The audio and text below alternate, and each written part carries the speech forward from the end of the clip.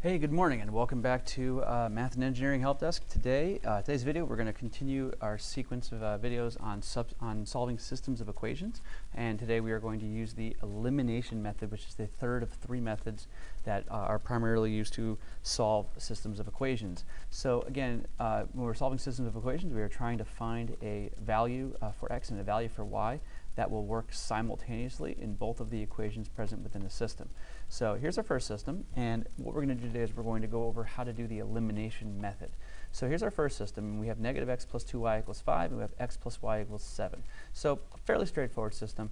This system's not too hard to solve with substitution, but there is a much quicker way to solve it, and there's a good reason why this is very easy to solve using this method I'm about to show you. So basically, if you're going to be solving this particular system, the best way to go about this is to look at the variables and see how they're lined up. When we have a system that's written in such a way that both equations are in standard form, we have the x term first, the y term second, and even if we don't, obviously we should have them in alphabetical order anyway. So x first, then y. So if they're written in standard form, elimination is going to be a good candidate for you to use. And here's how it works. All we're going to do is we're going to either add or subtract this entire equation so we can combine them into one single equation.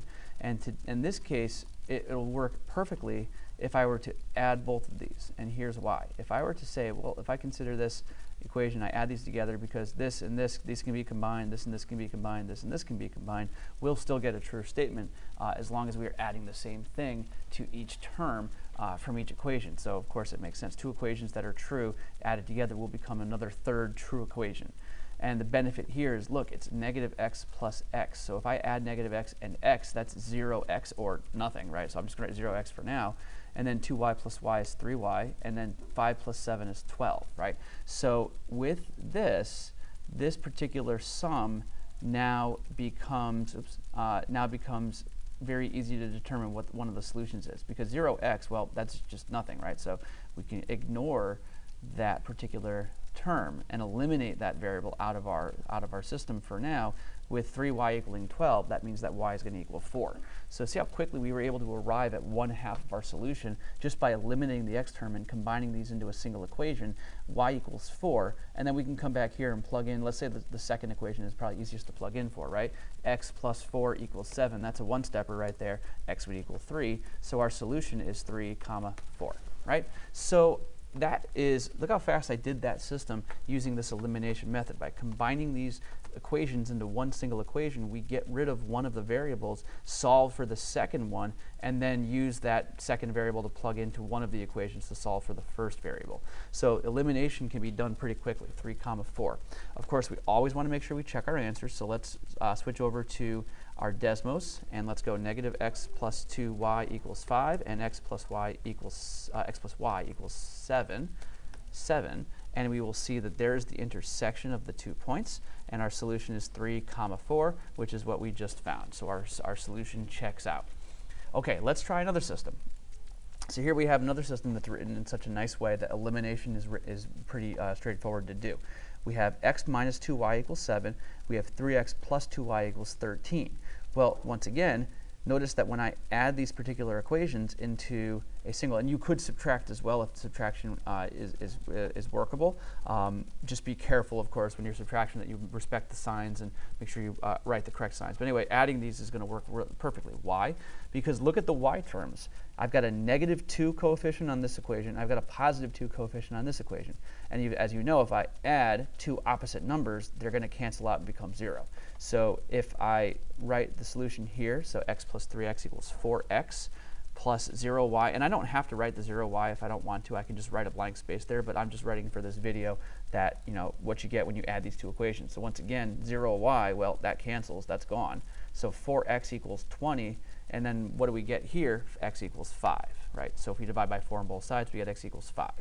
Now, once again, we're going to come up and we're going to make a second equation. Let's plug into the first equation here. So we have 5 for x minus 2y equals 7, right? So now this is a two-step equation, but that's not so bad. We'll subtract 5 from both sides. Negative 2y will equal 2, which means that y will equal negative 1, okay?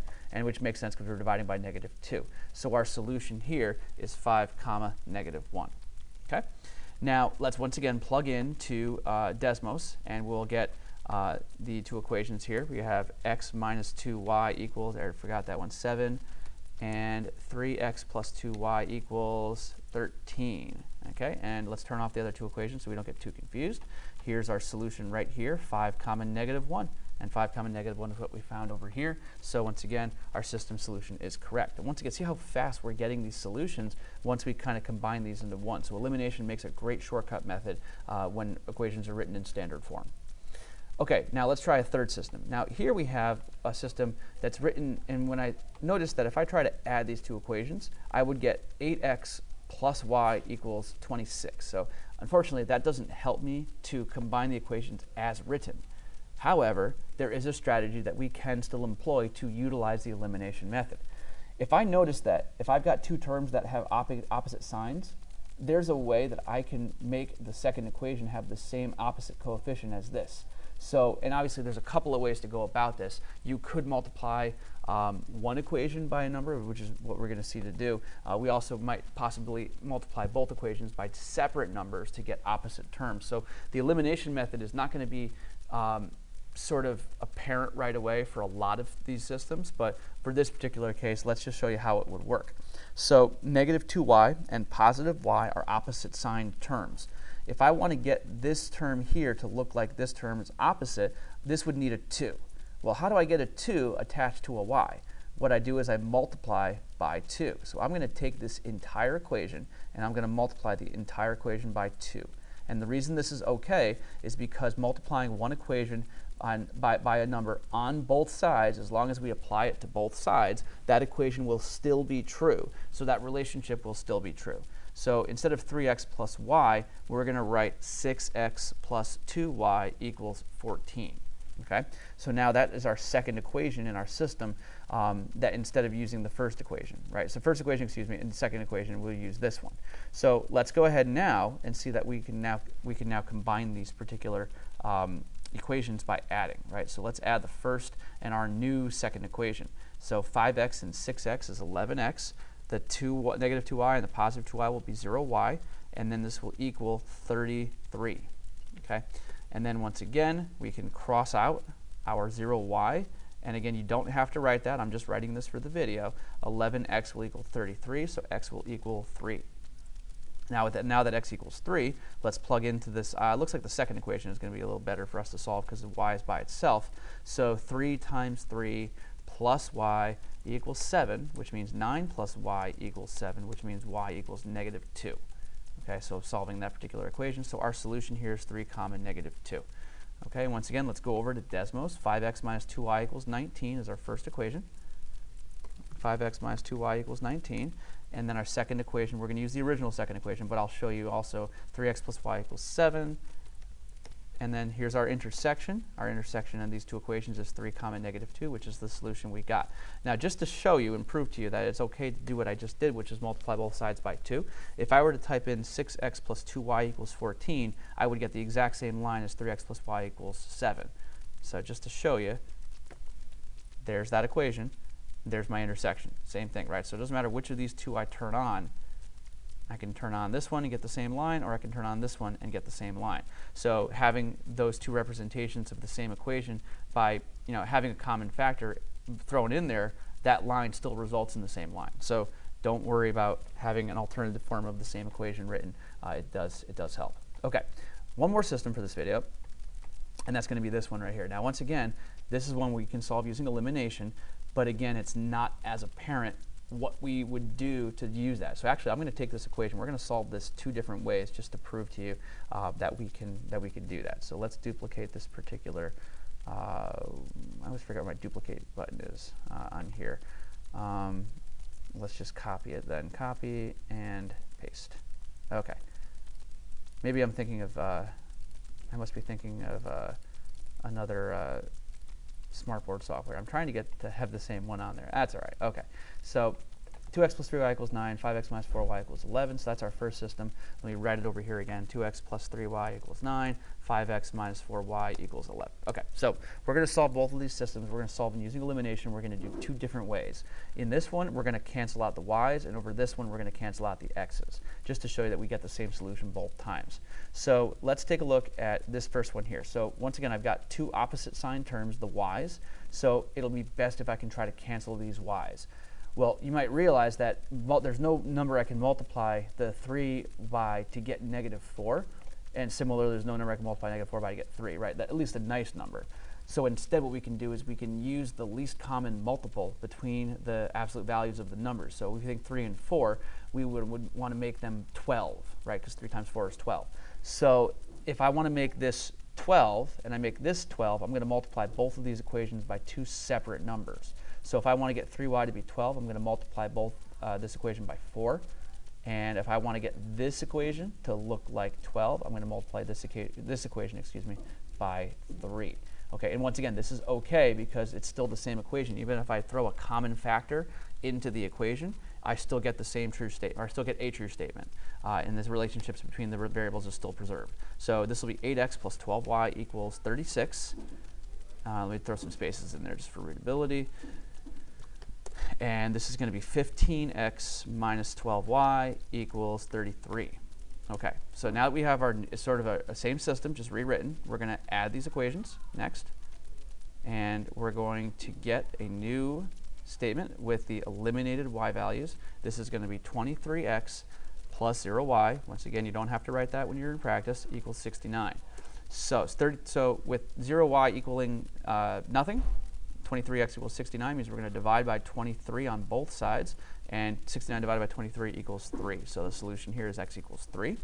And then I'm going to take this value and plug into another one of the other equations. I'll plug into the first equation. Always want to use our originals just to reduce the probability of mistakes. So 2x, going to be 2 times 3 plus 3y equals 9. That's going to be 6 plus 3y equals 9. That means that we're going to subtract 6 on both sides. 3y will equal 3, which means y equals 1. So our solution here is 3, 1. And we're done with that. Now, if we solve this one, we're going to this time we're going to do it so that we get we cancel out the x's instead of the y's. We should still get the same solution, 3, 1, regardless of how we do it. So this is obviously just to show you that there's no right way, there's no correct. There's obviously easier ways, but there's no incorrect way to use elimination to solve. As long as you can cancel out one of the variables, you can use elimination to solve a system. So in this case, we're going to find a way to write the cancel the x's out. So 2x and 5x, well, if I think least common multiple, I'm going to want them to be 10. Okay, so I'm going to change this equation. Now, there's two schools of thought here on this. Some teachers will always say you always want to try to add the equations. I'm going to show you that, yeah, you can actually subtract the equations here as well. So I'm going to multiply this by 5, and we're going to multiply this by 2, right? So that way we get the same term on both equations, but 10x on both. So we'll have on the first equation 10x plus 15y equals 45, and then we'll have 10x minus 8y equals 22.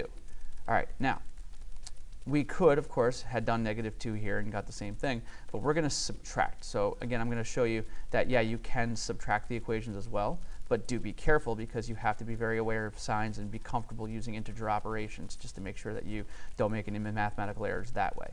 So 10x minus 10x is 0x. 15y minus -18y is 23y. And then 45 minus 22 equals 23. Okay, so once again, here we have 23y equals 23, which means that y equals 1. And then we, of course, would cancel and cross out that 0x, or just don't write it in the first place, right? So y equals 1. So we're already in agreement with our first method here, so that y equaling 1. Now let's go back to our original equation. We'll have 2x plus 3y equals 9. Matter of fact, let's plug into the second equation just to make sure, because I used the second equation to get my y in the first method. Let's plug into the second equation just to make sure that it works for the second one as well. 4 times 1 equals 11. So that means, so now that we have 5x minus 4 times 1 equals 11, 5x minus 4, of course, equals 11. That means that 5x, if we add 4 to both sides, equals 15. So x equals 3. So once again, our solution is 3, 1. So once again, this just shows you no matter which way you decide to eliminate by canceling which term. You can subtract, you can add. There's lots of little strategies and nuances to the elimination method that you can use, and as long as you use them properly, you will still arrive at the same solution both times or any times like that. We can of course check these solutions with graphing, but because I solved it 2 ways and got the same solution both times, I'm very confident about this answer. So that's also another strategy you can think about. As long as you can solve the equation 2 ways, you're good to go. All right, so just in summary, when we want to use methods, these are the 3 methods that we've gone over using solving systems of equations. Graphing method is going to be best when equations are written in slope-intercept form, because you can use the graphing calculator. Equations in slope-intercept form. Graphing is best when also to check your answer, when you need to check your answer. And also graphing is best to estimate possible solution, right? So what I tell my students all the time is try not to have graphing be the only method of doing your answer. Coming up with an answer is fine with graphing, but then make sure that you substitute your solution back in to check to make sure it does work in the original system, because estimating possible solutions is something that you'll need, especially in a word problem. Substitution is best when one equation is already solved for a variable, or if elimination, if equations are written into separate formats. So for example, if you had standard form in 1, but then you had one equation like 5x equals 2y plus 3 in the second one, right? So elimination there is not necessarily very conducive. Substitution would be best there to solve one equation for a variable. Whereas elimination is going to be best if equations are written in standard form and opposite terms are present in both equations. It doesn't mean you can't use elimination when those are possible. Obviously, we just demonstrated that you can multiply both equations by a separate number, but those are sort of like the sort of catch-alls. Now, obviously, ultimately, we want you to be comfortable solving systems using any of these methods, and it's best to pick 2 that you're best at.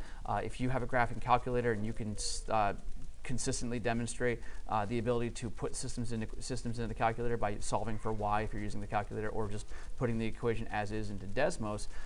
Substitution, of course, just being comfortable with your algebra skills, making sure that you're plugging in values, because that's going to be very helpful when you get to a class like Algebra 2 or pre-calculus, where you have to compose functions and things like that. Substitution is something you're going to want to make sure you know how to do. So anyway, thanks for watching. Hopefully this video has helped you understand solutions to systems by elimination. In our next video, we're going to be examining a variety of word problems where systems of equations are necessary to solve, or at least make the solution a little easier. So hopefully you've enjoyed this video. If you have, please give us a like, give us a subscribe.